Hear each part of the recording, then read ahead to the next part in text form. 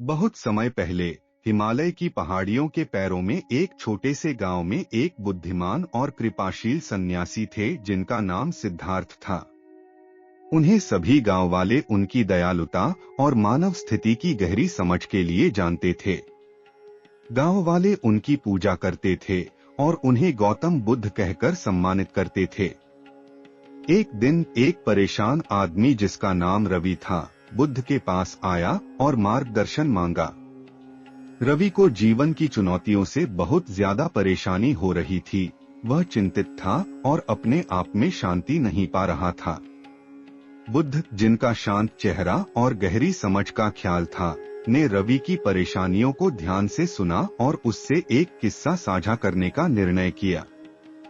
एक विशाल जंगल की कल्पना करें, बुद्ध ने शुरू किया, ऊंचे पेड़ों और एक शांत वातावरण के साथ। इस जंगल के हृदय में एक पेड़ है जिसे शीतलता का पेड़ कहा जाता है।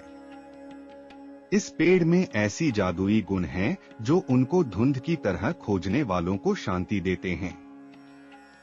रवि ने आकर्षित होकर पूछा, ऐसा शीतलता का पेड़ कहाँ मिलेगा? मान्यवर मुनि बुद्ध हंसते हुए जवाब दिया, शीतलता का पेड़ एक भौतिक वस्तु नहीं है रवि, यह आपके अपने हृदय में बसा हुआ है। जैसा कि पेड़ जंगल को छाया और शांति प्रदान करता है, आपकी आंतरिक शांति भी आपके अंदर बसी है जब आप अंदर की ओर मुड़ते हैं और वर्तमान क्षण को अपनाते हैं।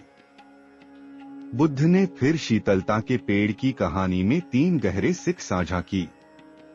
बुद्ध ने सावधानी और स्वयं जागरूकता के माध्यम से आंतरिक शांति की महत्वपूर्णता पर जोर दिया। उन्होंने स्पष्ट किया कि जैसा कि शीतलता का पेड़ आंतरिक शांति को ढूंढने के लिए आंतरिक दिशा की ओर मुड़कर और वर्तमान क्षण को आदर्शता से ग्रहण करके पाया जा सकता है। बुद्ध ने शीतलता के पेड़ की शाखाओं के बारे में बताया जो हवा में कमरे हुए थीं।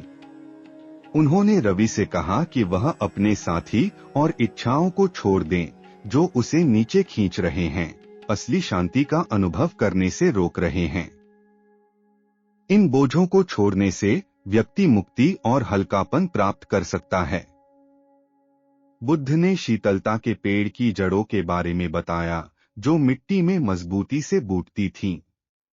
उन्होंने रवि को उनके आत्मा और दूसरों के प्रति करुणा को पौष्टिक मिट्टी की तरह पोषित करने के लिए प्रेरित किया।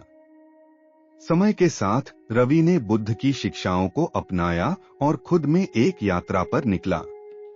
ध्यान और आत्मविचार के माध्यम से उसने अपने अंदर शीतलता का पेड़ खोजा।